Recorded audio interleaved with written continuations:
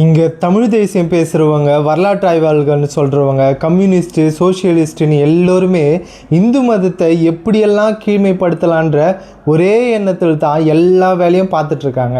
ஒரு 7 வருஷத்துக்கு முன்னாடி இந்த திராவிட கும்பல் கடவுளே இல்லை, கடவுளை கும்பிட்றவங்களாம் முட்டாள்னு சொல்லிட்டு திரிஞ்சாங்க.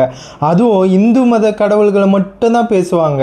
ஆனால் கந்த சஷ்டி கவசத்தை இந்த கும்பலில் சேர்ந்தவங்க தப்பாக பேசின போது இந்து மக்கள் காட்டின எதிர்வினையை பார்த்து பயந்து முருகனை ஏற்றுக்கிட்டு முருகருக்கு மாநாடு நடத்த ஆரம்பிச்சிட்டாங்க.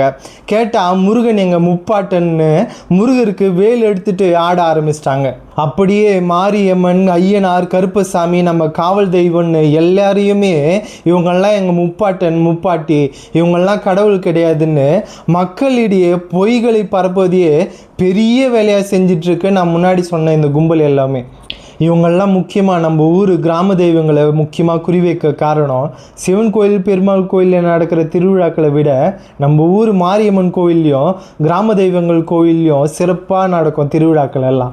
காரணம் இதுதான் நம்மளுடைய ஆதாரம். இந்த ஆதாரமாக எளிமையாக இருக்கிற இந்த வழிபாட்டை குழப்பி மக்களை ஏமாற்ற ஆரம்பிச்சிட்டா மற்ற தெய்வ வழிபாட்டை குழப்பி மக்களை ஏமாத்துறது ரொம்பவே சுலபமாயிடும். பிரிட்டிஷ்காரங்க, முகல் எம்பையர்லாம் நம்ம நாட்டில் எதை அழிக்கணும்னு முயற்சி பண்ணாங்களோ அதே தான் இந்த அறிவீனமான இந்த ஜென்மங்களும் செய்ய முயற்சி பண்ணிகிட்ருக்காங்க.